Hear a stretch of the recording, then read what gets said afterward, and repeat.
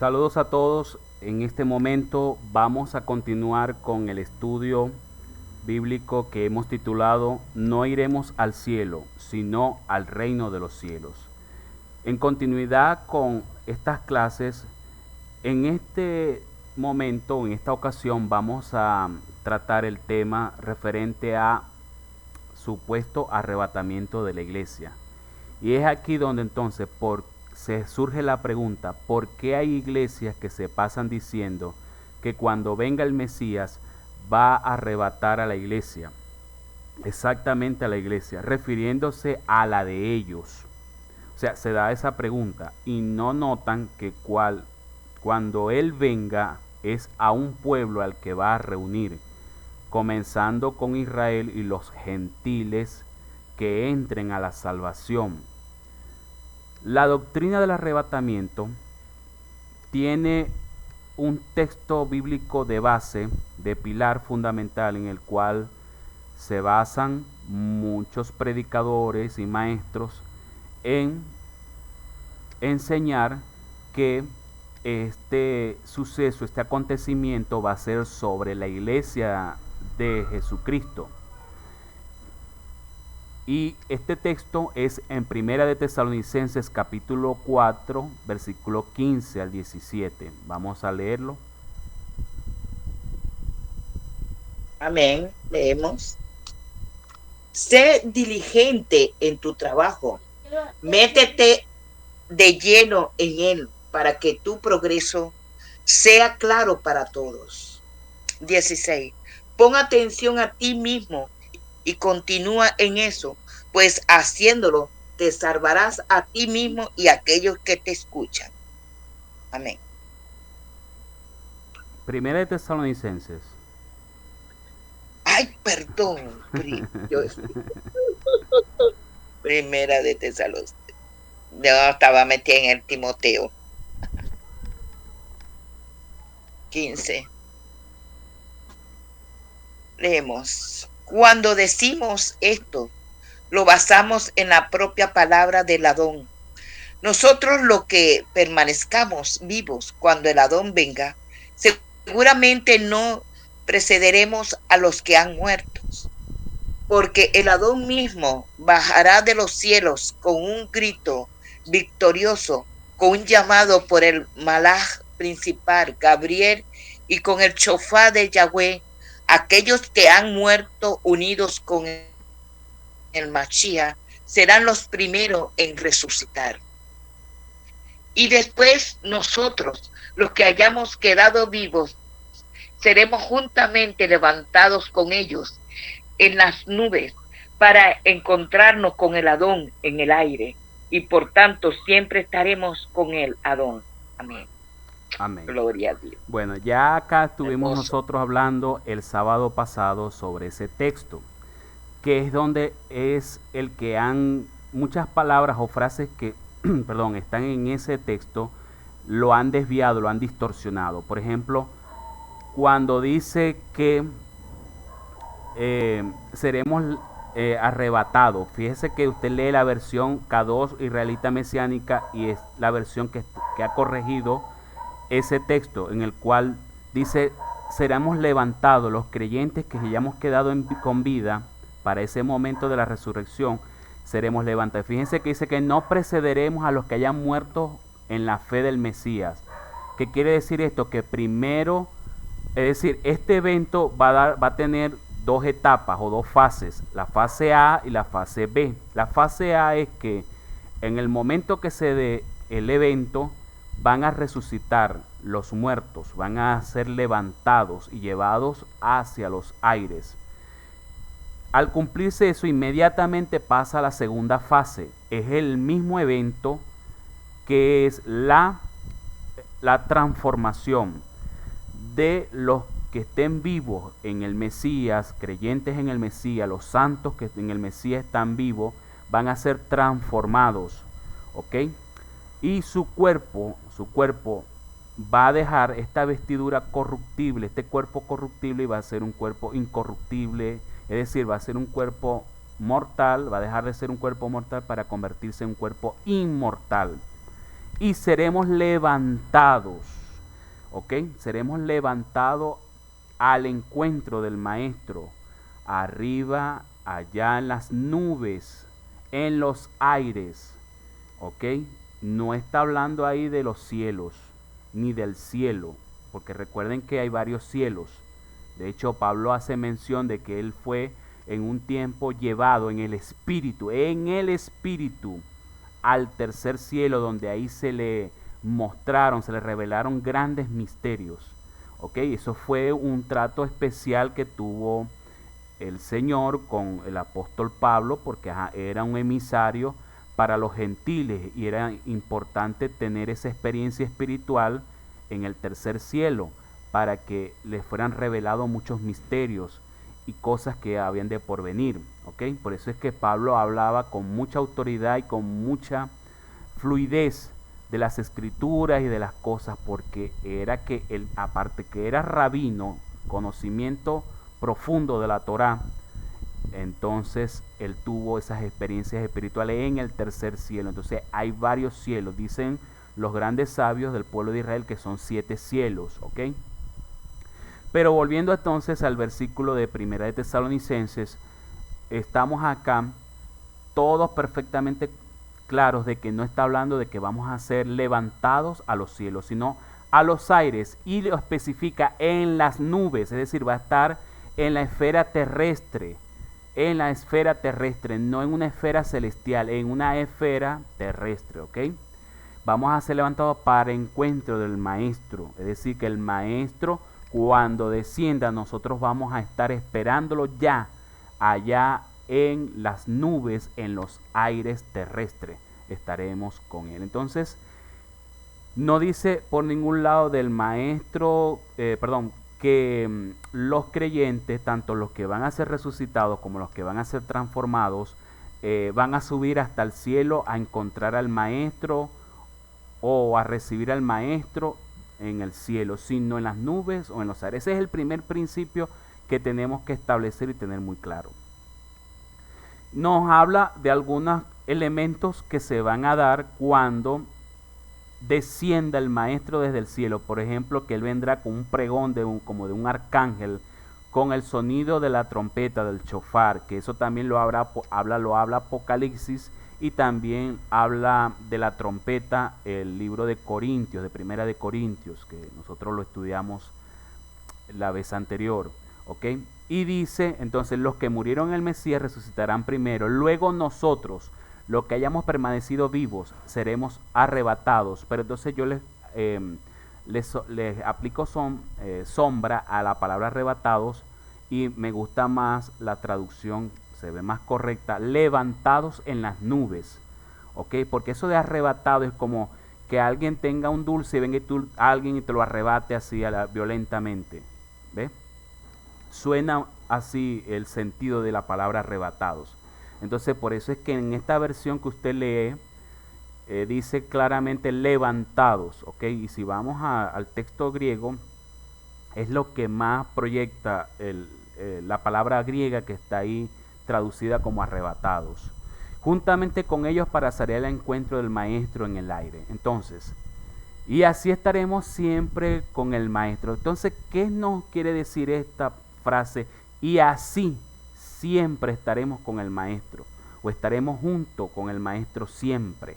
Fíjense que esto ya de una acá es otra frase que tergiversan los predicadores diciendo, bueno, ahí está.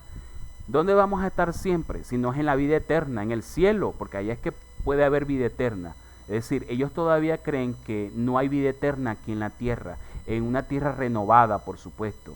No en el actual sistema que hay en el mundo y en las actuales condiciones que está la tierra, porque la tierra es necesario que sea renovada, restaurada. Entonces ellos todavía creen que la vida eterna es allá en los cielos, y por eso es que llegan a concluir que dice, fíjese que acá dice que estaremos siempre con el Señor. Claro que vamos a estar siempre con el Señor, pero acá en la tierra, en su gobierno, en su reino de los cielos, acá en la tierra, con una tierra renovada, porque dice Apocalipsis que habrán cielos nuevos y tierra nueva, ¿ya? Va a haber cielos nuevos y tierras nuevas. Eso está haciendo referencia de que va a haber una renovación tanto en los ámbitos superiores como en los ámbitos inferiores, refiriéndose acá a nuestro mundo actual. Va a haber una renovación. Entonces, para contestar esta pregunta hay que considerar tres aspectos fundamentales. Primero, nos preguntamos, ¿qué es el arrebatamiento? Esa es la primera pregunta que vamos a dar respuesta en la clase de hoy. ¿A dónde los arrebatarán? Es decir, aquellos que todavía creen eso, ¿qué enseñan qué lugar va a ser a dónde se van a arrebatar? Y la tercera pregunta sería, ¿quiénes van a ser arrebatados? ¿Ok? Entonces vamos a dar respuesta a estas tres preguntas, estas tres incógnitas que nos hacemos para poder entonces establecer criterios claros y correctos sobre esta doctrina del arrebatamiento, entre comillas, de la iglesia. Primera pregunta, ¿qué cosa es el arrebatamiento? Entonces acá les voy a explicar más a detalle de dónde viene esa palabra y cuál es el significado y por qué se le da esa connotación de como que es un rapto, que se arrebata algo así de repente, sin menos y sin más, sin aviso alguno. Entonces vamos a estudiar un poquito más a detalle este término. En primer lugar, aclaremos que la palabra rapto, que se usa comúnmente para describir este suceso, es incorrecta. Se basa en una traducción errónea de la palabra inglesa rapture, que se usa en la Biblia inglesa.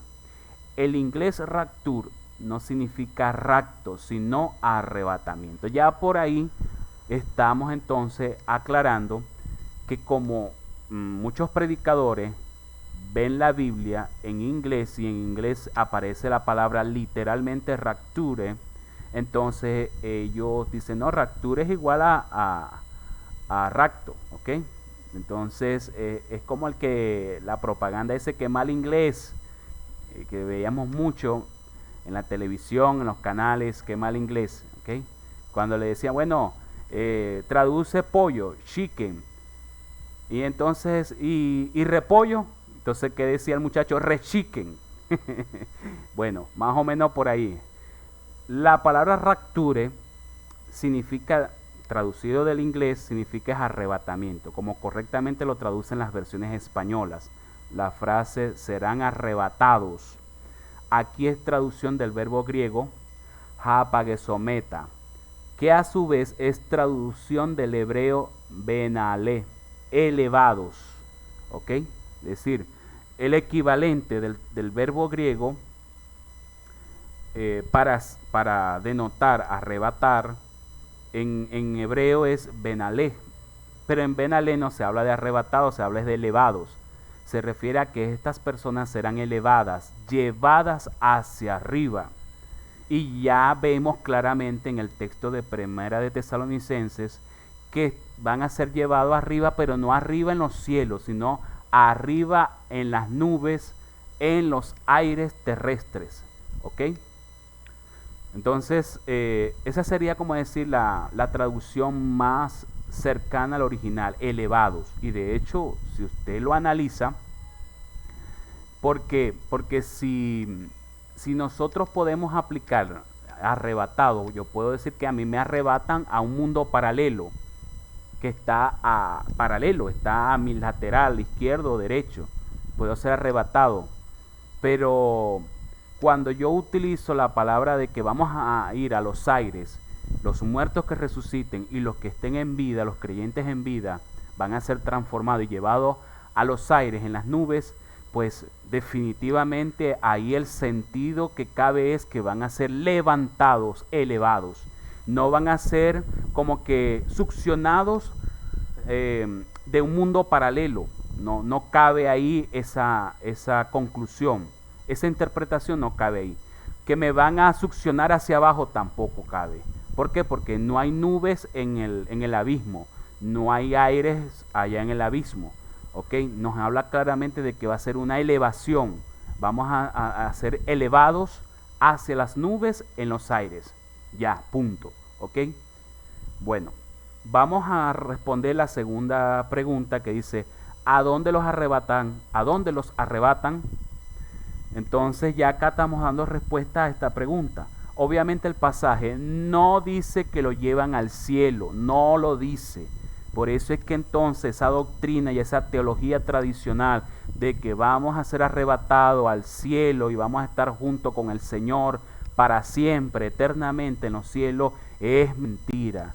Y ya de por sí, con esta enseñanza, con este mensaje, usted tiene que dejar de cantar los cánticos y las alabancitas esas, que más allá del sol, que el cántico este que yo escuché esta mañana de acá de la iglesia que está cerca de la casa, que me voy al cielo con mi familia, me voy al cielo. Nunca la había escuchado y yo nada más me reía, que me voy al cielo y me voy al cielo. Y es una hermana cristiana que está cantando ahí en la iglesia que queda acá cerca. Entonces fíjense todo lo que generan unas malas enseñanzas y unas doctrinas erradas, que es de gran importancia, porque cuando usted está creyendo de que va a ir al cielo y que su eternidad, su vida eterna va a estar en el cielo, bueno, realmente yo lo interpreto así, pues no sé cómo usted lo ve, pero el evangelio que le enseñaron es un evangelio completamente ajeno y desconocido al de la Biblia.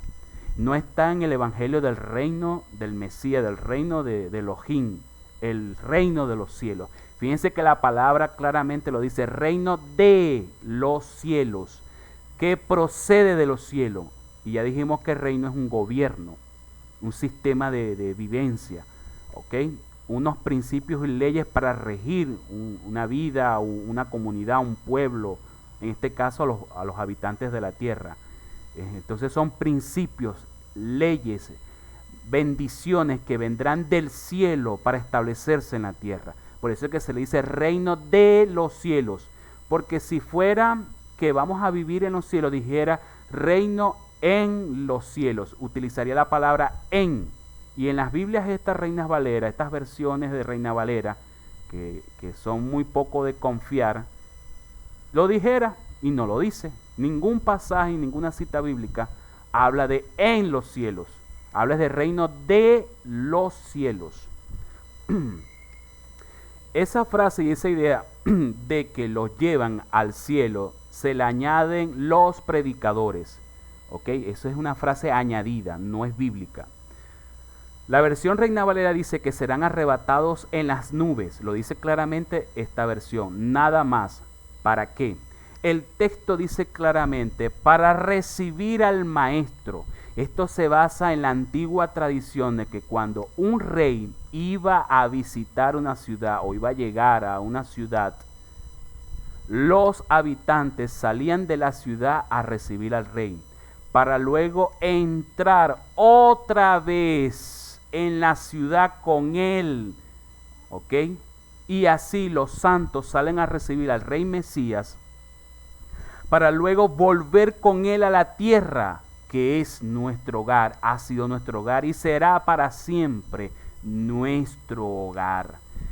Ese es el sentido, el fin, el objetivo del que vamos, por el cual los muertos van a ser resucitados y elevados a las nubes, y los creyentes que estén en vida también con ellos juntamente, para recibir al Rey Mesías que va descendiendo del cielo. Los vamos a recibir es un poquito más allá arriba de la corteza terrestre, de la superficie terrestre, lo vamos a recibir en los aires. Eso tiene un propósito, tiene unos objetivos proféticos que, bueno, entre una de las cosas es para cumplir esta, pues como decir, este protocolo, porque vamos a recibir al rey, no vamos a recibir a cualquier personaje que va a venir, no.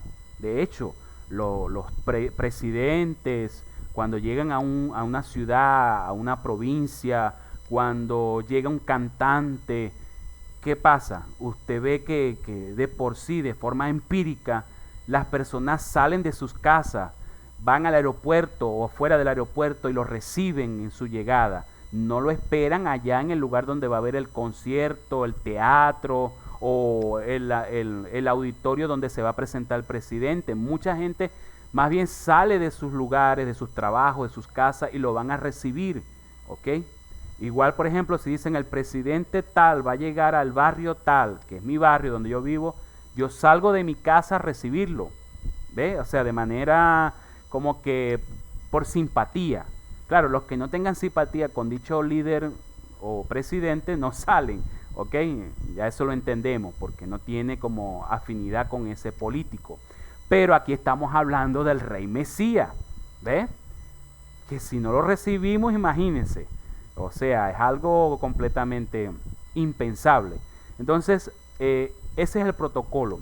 Si usted se vio la película o las tantas películas que han producido de Jesús, de Yeshua HaMashiach, el momento en el cual Yeshua va a cumplir la profecía de que él va a entrar a Jerusalén montado en un asno, en un burrito, que no es el burrito sabanero que cantábamos en Venezuela en una gaita, sino en un asno, porque eso tiene una profecía, creo que en el libro de Osea, que he aquí viene tu rey manso, montado en un asno.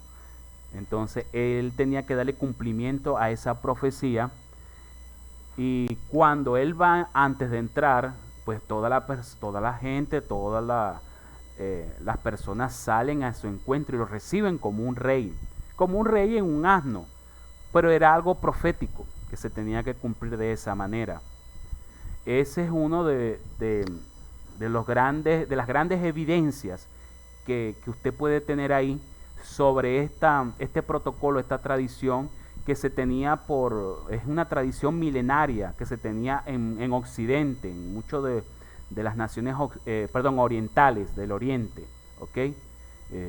Por ejemplo, en Egipto, en estas poblaciones, en Babilonia, en todas esas ciudades, perdón, y esas provincias antiguas se tenía esa costumbre, ¿ok? Y de ahí es que viene esta analogía de que vamos a ser elevados a las nubes en los aires para recibir al rey. Pero ahí en las nubes, cuando ya llega el rey a su encuentro, de ahí no vamos a subir al cielo con él, vamos a retornar a la tierra, y eso lo vamos a demostrar más adelante con otros versículos bíblicos, de que el Mesías vendrá con sus santos a la tierra. ¿Y para qué? Para ya entonces establecer y darle inicio a el gobierno milenial, a ese reino mesiánico que ha sido tan prometido, que ha sido tan anhelado, esperado y deseado por los hijos de la luz, por los hijos de Elohim. El pasaje no dice a dónde van después del arrebatamiento. A dónde van lo dicen otros pasajes, no este. Y ciertamente esos otros pasajes, que son materia de otro tema, nos indican claramente que el Mesías llevará a sus seguidores arrebatados al monte de Sión, en Jerusalén. Y ya vamos a revisar eso. ¿Para qué? Para iniciar desde allí su reinado. Algunos de esos pasajes son el libro de Revelación, capítulo 14, versículo 1, donde el discípulo hebreo Yohanan describe en una visión del futuro a los 144,000 redimidos y los ubica en el monte de Sión. Sin embargo, vamos a detallar un poco más este evento profético en el libro de Zacarías, donde habla de que el Mesías vendrá como representante de Yah, Adonai, bendito sea su nombre, y se posará primero sobre el monte de los olivos. En otra ocasión entraremos en estos detalles. Bueno, vamos a leer Zacarías 14, 3 y 4. Leemos así en el nombre de Yeshua. Después saldrá Yahweh y peleará contra aquellas naciones como peleó el día de la batalla. En aquel día se afirmará sus pies sobre el monte de los olivos, que está frente a Jerusalén, al oriente. El monte de los olivos se partirá por la mitad, de este a oeste, formando un valle muy grande. La mitad del monte se apartará hacia el norte y la otra mitad hacia el sur. Perfecto. Ok, Ya vamos entonces a entrar en detalle con respecto a ese a ese pasaje de Zacarías, que ahí habla como si fuera el Padre Celestial, pero sabemos que quien viene en representación del Padre Celestial de Yahweh va a ser nuestro Adón, Yehoshua Hamashiach, que va a ser prácticamente como si fuera el mismo Adonai, que descenderá para hollar a aquellas naciones que se levantarán contra la ciudad santa, la ciudad amada de Dios, la de Jerusalén. Él llegará y posará sus pies. ¿Okay? Sabemos que Adonai no tiene pies, el Creador no tiene pies. Entonces está hablando de forma figurada, pero el cumplimiento profético se va a dar con el Mesías. Entonces ahí ya nos está dando indicativos y otros muchos pasajes que lo vamos a estar viendo, que el Mesías va a descender con un cuerpo físico, pero glorificado, eso sí. ¿Okay? No va a descender el Mesías en espíritu, y va a ser un espíritu que va a descender y se va a posar en el monte de los olivos. Va a ser con un cuerpo físico. Y bueno, ya lo vamos a estar estudiando más adelante. La tercera pregunta es, ¿quiénes van a ser arrebatados?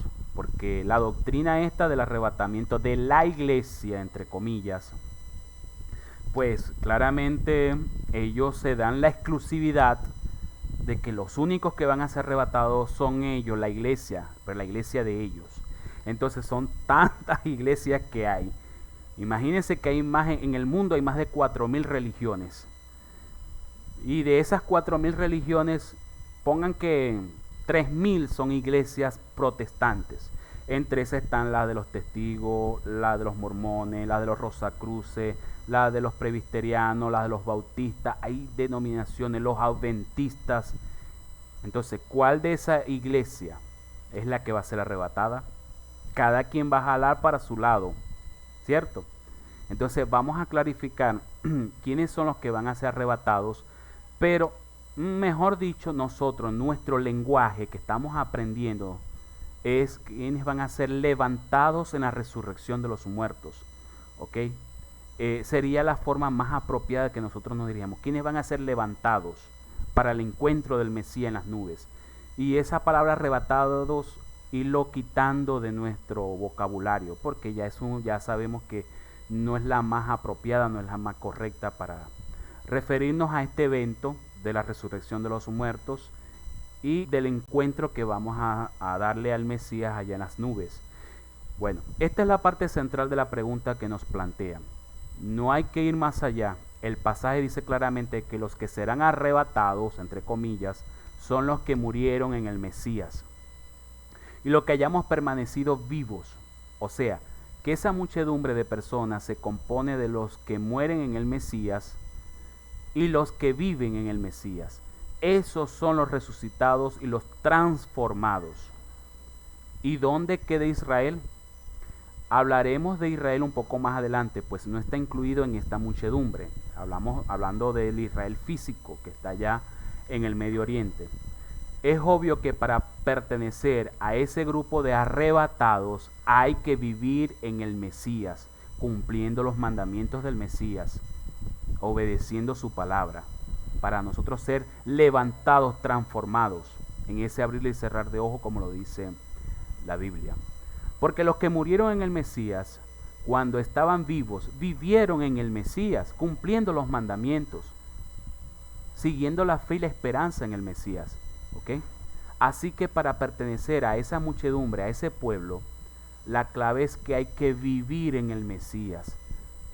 Es decir, que aquellos personas que murieron y no vivieron en el Mesías, sino que en el último momento se le ungió con el aceite de los enfermos, ya en agonía, o murieron y no aprovecharon el tiempo para arrepentirse y ser purificados o ser obedientes a los mandamientos del Creador. Entonces hacer unos rezos para sacarlo del purgatorio, ¿okay? Entonces, ya al hacer ese rezo y sacarlo del purgatorio y llevarlo a otro lugar, que es lo que llaman el seno de Abraham, que bueno, ya eso es otro tema que también estaremos algún día conversando. Entonces, allá sí van a esperar la, la manifestación del Mesías y van a ser levantados junto con los que realmente vivieron en el Mesías. Yo, en mi opinión, creo que no. Eso no va a ser suficiente. Es decir, la persona que murió en sus pecados o que tuvo ya al momento y bueno, realmente no hubo la oportunidad de que esa persona se arrepintiera, esa persona no creo que vaya a ser levantada en ese evento. ¿Ok? De todas maneras, esto eh, puede ser como tema de debate, ¿okay? Porque pueden haber opiniones, pueden haber ciertas cosas que se puedan como que estudiar en base a eso, pero acá los textos bíblicos que estamos leyendo son como bastante contundentes, son bastante claros en decir que los que hayan vivido en el Mesías y que bueno, o los que murieron con la esperanza, porque usted mira, ¿por dónde dejamos a los patriarcas que ellos pues, no era el tiempo de que conocieron al Mesías, pero ellos obedecieron los mandamientos, murieron en la fe de Dios, ¿ok? Esperando la promesa del Redentor. Y lo vamos a ver más adelante con Job, que Job es uno de los libros más antiguos de la Biblia. Él habla mucho del Redentor y que él tenía la esperanza que cuando viniera el Redentor, el Libertador, iban a ser su cuerpo, sus carnes iban a ser transformadas, levantadas del polvo. ¿Ok? ¿Y qué es vivir en el Mesías? ¿Qué es lo que nos interesa a nosotros? Brevemente, viviendo, como dijo el apóstol Shaul, el apóstol Pablo, porque según el hombre interior me deleito en la ley de la Torá de Elohim. Estos son los santos, aunque debido a la inclinación natural de la carne que tenemos todos y todas, una inclinación natural al mal, muchas veces nosotros fallamos todos los días, cometemos fallas, errores, pero estamos ahí en nuestro interior anhelando cumplir lo más que podamos a cabalidad la ley de Dios, y pues muchos de nosotros a veces pecamos.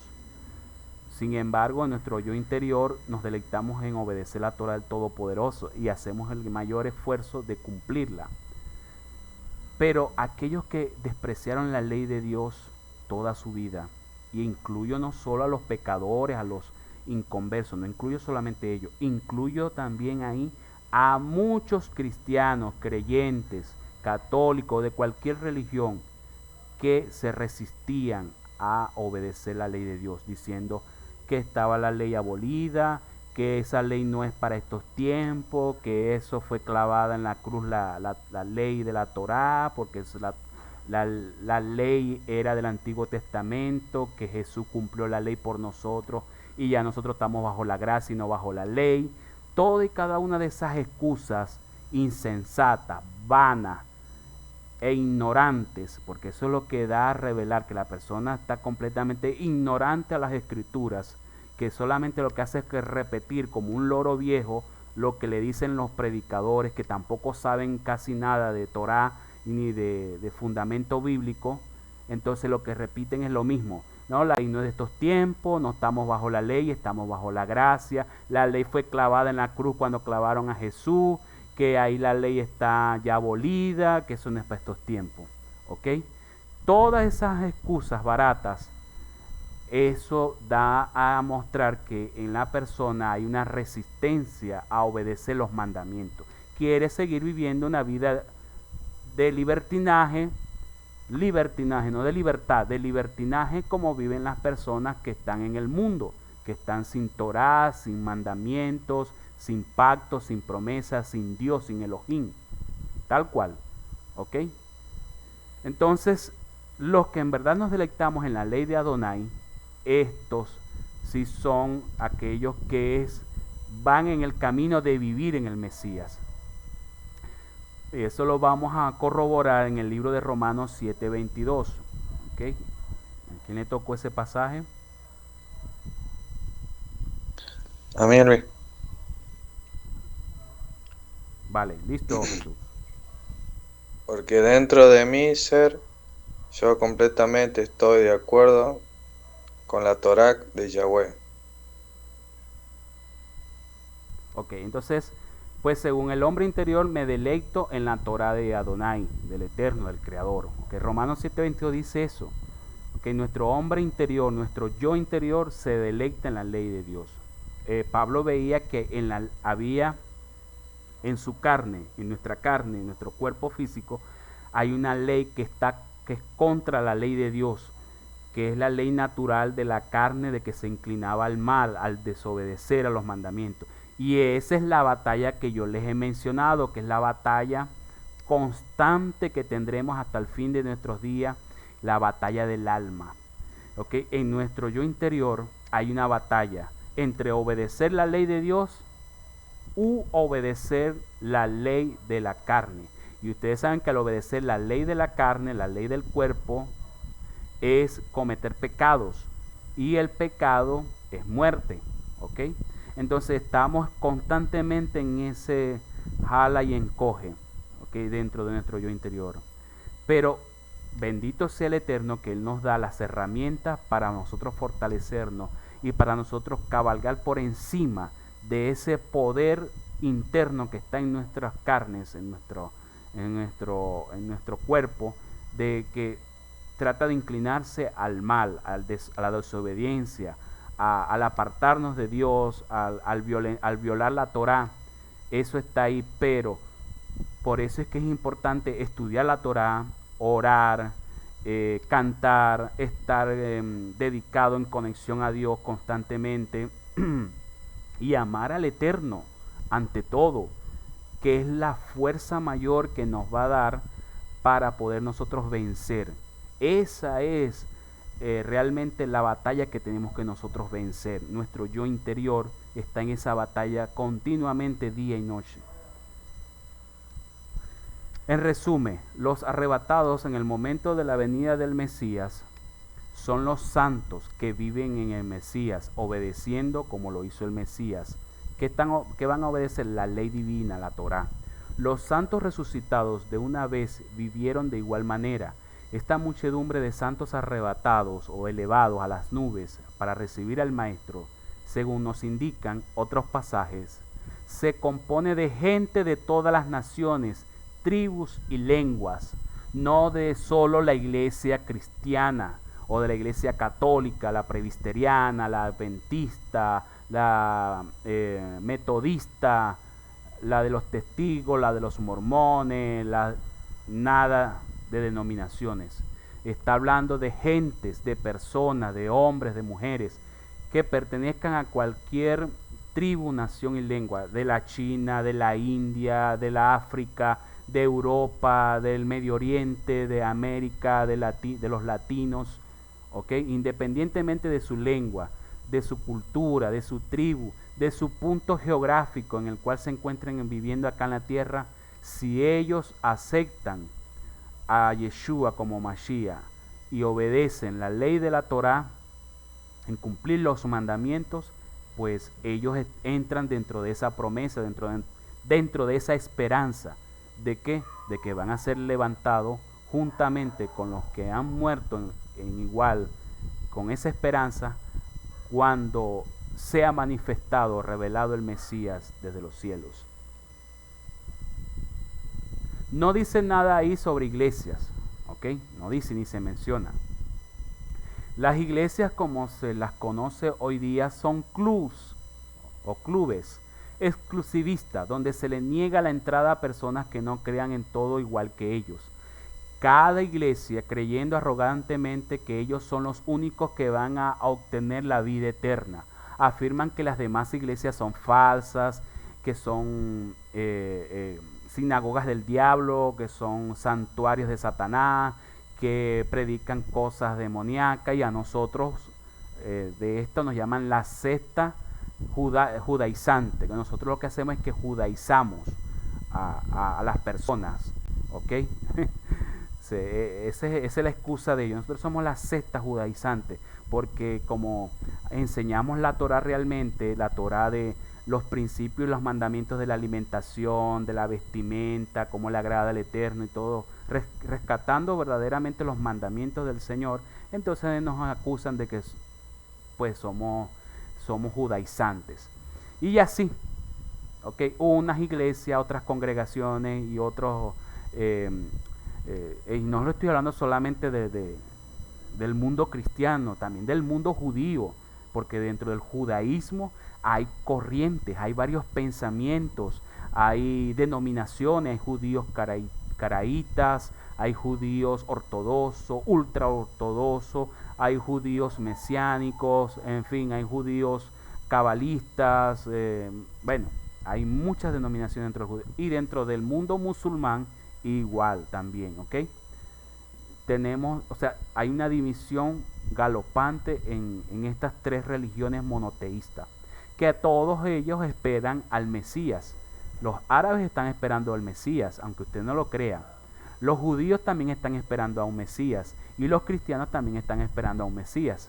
Y todos creen y profesan que creen en un solo Dios, el Creador, ¿ok? Pero fíjense que unos se tiran con otros de que son falsas, que otros engañan esto. Todo eso, en conclusión, es arrogancia de la más alta arrogancia. Un engreimiento espiritual que se basa en la jactancia, la petulancia, la ignorancia y otras ansias que usted quiera darle ahí. Bueno, dejen decirles que, y bueno, con el perdón de aquellas iglesias o aquellos miembros de iglesia que me estén escuchando cuando esté este video grabado, las iglesias tienen errores y todas las iglesias tienen verdades, ¿ok? Eso es una realidad. Hay iglesias que tienen errores, pero también hay iglesias que tienen ciertas verdades. Y cuando digo iglesias, incluyo asambleas, congregaciones, sinagogas o como se llamen. Esto es un hecho de la realidad que puede ver todos los que no tengan prejuicios religiosos. Bueno, vamos a pasar a hablar un poco de dónde queda Israel, que es el lugar donde vendrá el Mesías con sus santos resucitados. Pues la Escritura Sagrada nos dice claramente el papel de Israel en todo esto. En primer lugar, hacemos referencia de nuevo a Zacarías 14, pero antes de volver a hacer referencia a ese capítulo de Zacarías, vamos a leer el capítulo 12, versículos 2 y 3. Nos ubican en el tiempo del fin, cuando las naciones se confabulan para combatir a Jerusalén. Leemos así en nombre de Jesús. Yo pongo a Jerusalén como una copa más que hará temblar a todos los pueblos de alrededor. También contra Judá cuando se ponga en el sitio de Jerusalén. En aquel día yo pondré a Jerusalén como una piedra pesada para todos los pueblos. Todo lo que intente cargarla será despedazado. Y todas las naciones de la tierra se juntarán contra ella. Ok. Vamos entonces a volver a leer el capítulo 14. Creo que fue que te dije 2 y 3, ¿cierto? El que leíste ahorita.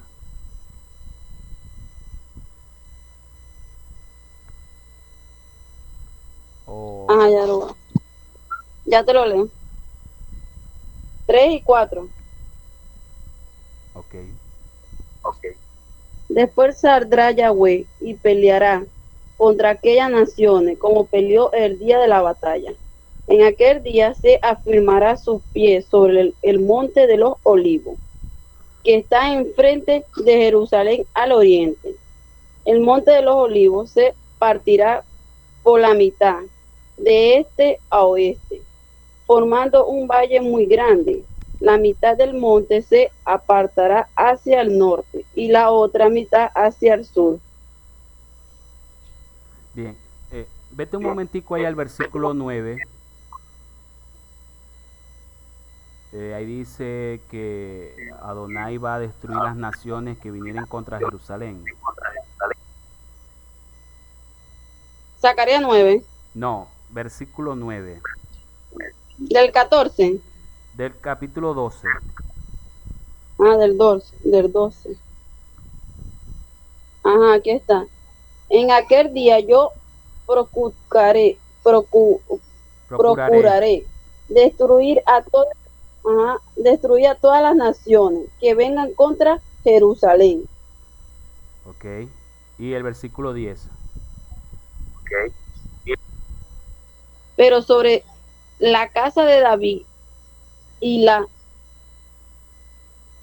pero, pero sobre la casa de David y los habitantes de Jerusalén derramaré un espíritu de gracia, de oración.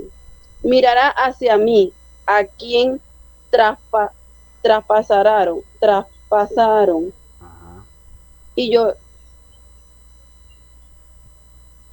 y llorarán contra se lloran por el hijo unigénito y se afligirá con él como quienes se afligen por el primogénito. Ok. Bueno, entonces, en ese pasaje nos está hablando de Israel. ¿Por qué? Porque en esta doctrina del arrebatamiento de la iglesia se enseña que Israel, como no ha aceptado a Yeshua como su Mesías, entonces va a sufrir todos los embates de la gran tribulación. Que ellos, para que puedan ser salvos, van a aceptar al Mesías y todo eso. Pero realmente no es tan cierto lo que enseñan con eso. Zacarías nos dice claramente que Adonai, el Creador, vendrá y posará sus pies en el monte de los olivos, y este monte se abrirá en dos, y por la mitad se habrá como un valle, y nos explica que uno se iría al norte y otra parte se iría al sur, y el mismo Eterno permitirá que esas naciones se confabulen contra Jerusalén para hacerle la guerra a Jerusalén. Pero en ese momento exacto, que yo les hablé en otras oportunidades, cuando los ejércitos, porque aquí no está hablando de que los pobladores, los habitantes, los civiles van a coger palos, piedra, cuchillos y se van a viajar a Israel a ir en contra de Jerusalén. No, está hablando de los ejércitos, de cada una de estas naciones enemigas que se van a confabular y a conspirar contra Jerusalén. Entonces, esos ejércitos de esas naciones levantarán como una marcha a la guerra, una gran guerra en contra de Israel. ¿Ok? Sabemos que muchas de esas naciones van a ser naciones árabes. ¿Por qué? Porque me imagino que la gran excusa, la excusa histórica es que esa tierra santa y bendita le pertenece a Palestina, ¿ok? Y no a Israel, que los israelíes son unos usurpadores de esa tierra, que esa tierra le pertenece a Palestina, a los árabes palestinos, porque los palestinos no son, o sea, Palestina realmente no ha existido en la historia bíblica, eso fue inventado por un emperador romano. Entonces los árabes se les dio esa tierra en cierto imperio, creo que fue en el imperio otomano, el imperio turco, y ellos comenzaron a habitar eso hace cientos de años.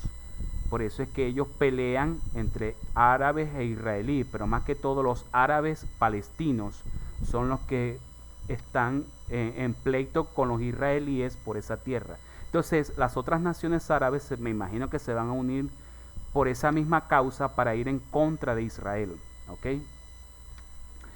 Y en ese momento, cuando todos los ejércitos con su armamento, con su plataforma bélica, que va a ser, me imagino, de alta tecnología, que rodeen a Jerusalén para bombardearla, para como que acabar, exterminar a todos los habitantes de Jerusalén, que son los judíos, los israelíes.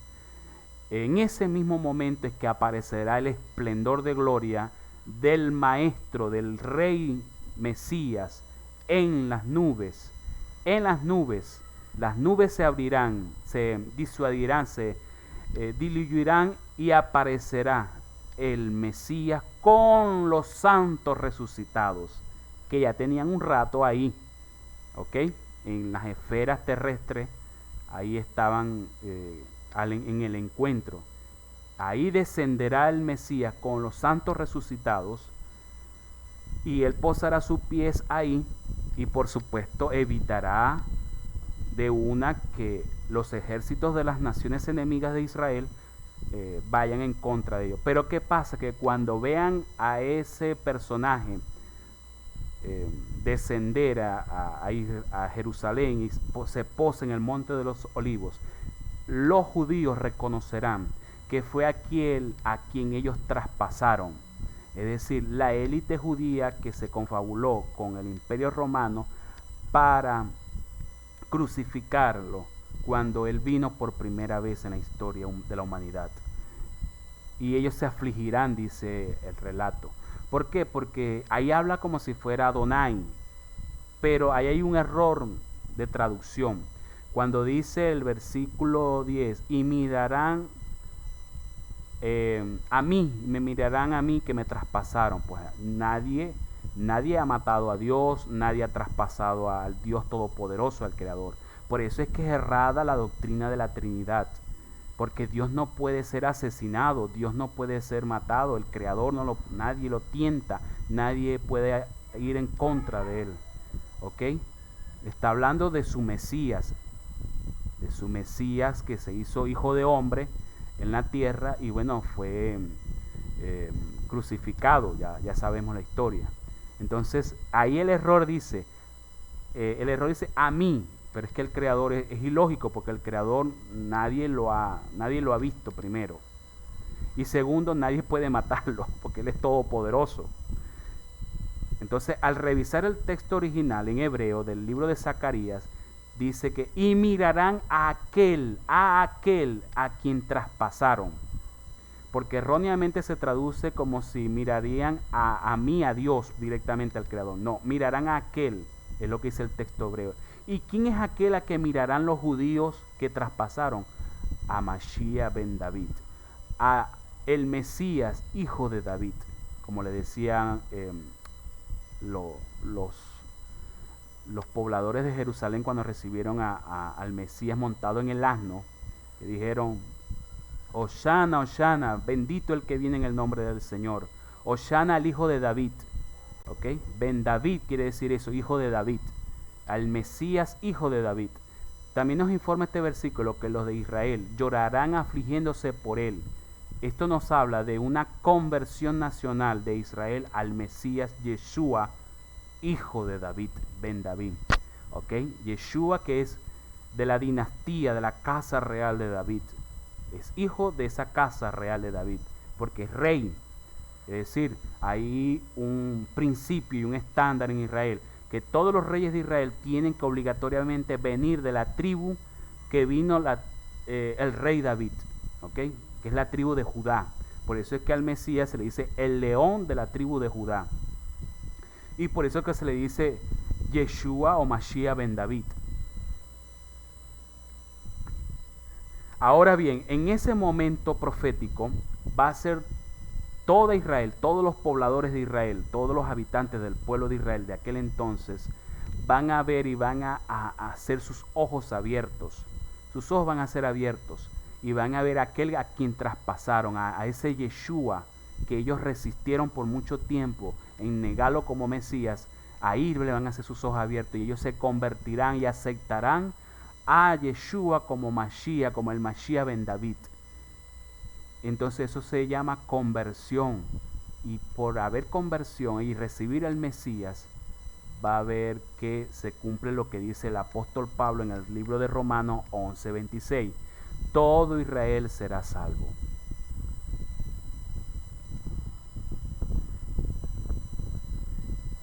Todo Israel será salvo. Es decir, va a haber un perdón nacional que le otorgará al pueblo de Israel a la venida del Mashiach. Aquí se cumple lo que predijo el apóstol Pablo en Romanos 11:26. Todo Israel será salvo. ¿Por qué? Porque en el capítulo 11, el apóstol Pablo también relata de que el llamamiento a Israel es irrevocable y su restauración nacional. Esto pues va en contradicho de la falsa doctrina esta que también enseñan que eh, Israel o los judíos han sido desechados por Dios. Ya eso no es el pueblo de Dios. El pueblo de Dios ahora es la iglesia. Ese es el pueblo de Dios. ¿Ok?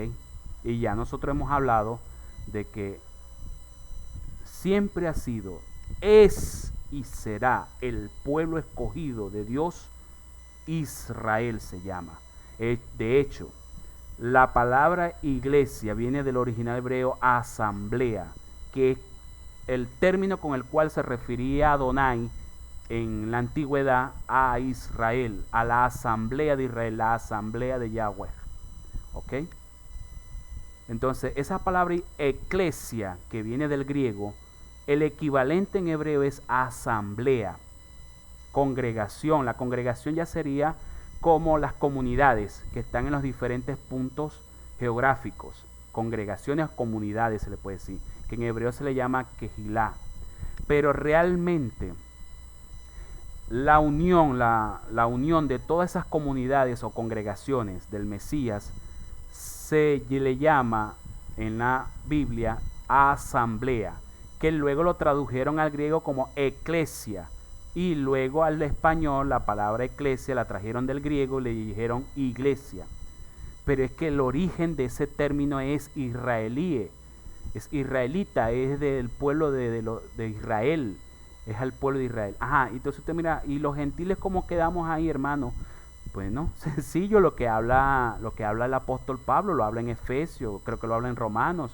Nosotros somos injertados al pueblo de Israel, es decir, el pueblo de Israel o la asamblea de Israel está conformada por dos casas: la casa de Judá, que son los judíos, y la casa de Efraín, que son las 10 tribus que están esparcidas por todo el mundo. ¿Ok? Y que son las ovejas perdidas de la casa de Israel, que son llamadas a retornar al Mesías.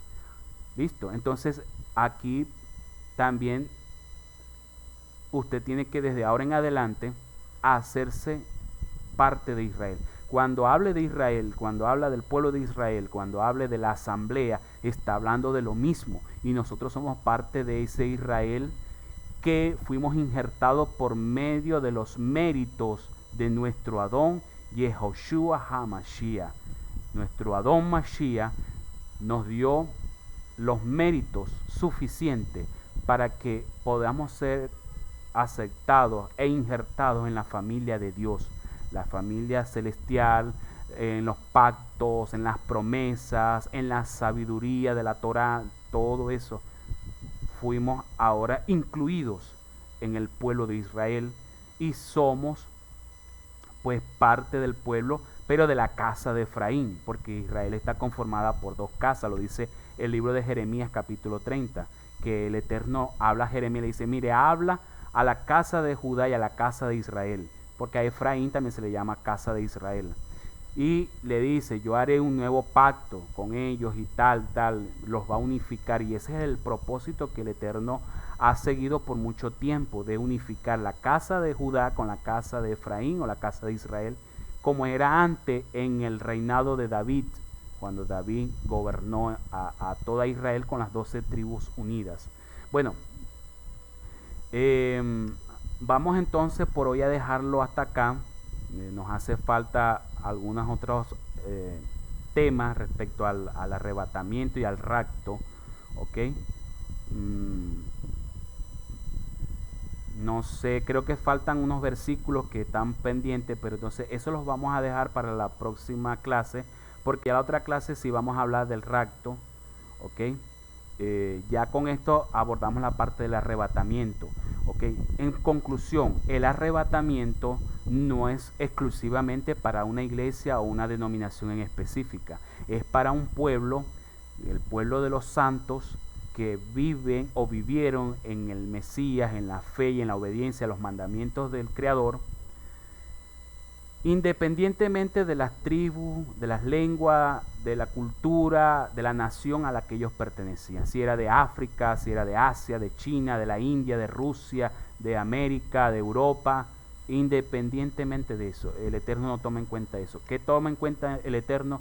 Que esa persona venga a sus pies arrepentido y que cambie su estilo de vida en obediencia a su Torá, a sus mandamientos. Eso es lo que valora el Creador en los seres humanos, más que cosas de ¿cómo decir?, denominaciones y que tú eres de la cruz, tú eres de la estrella, tú eres de la media luna, porque aún hasta los árabes, hay unos que otros árabes, son pocos, pero se han convertido, han aceptado a Yeshua como su Mesías, ¿ya?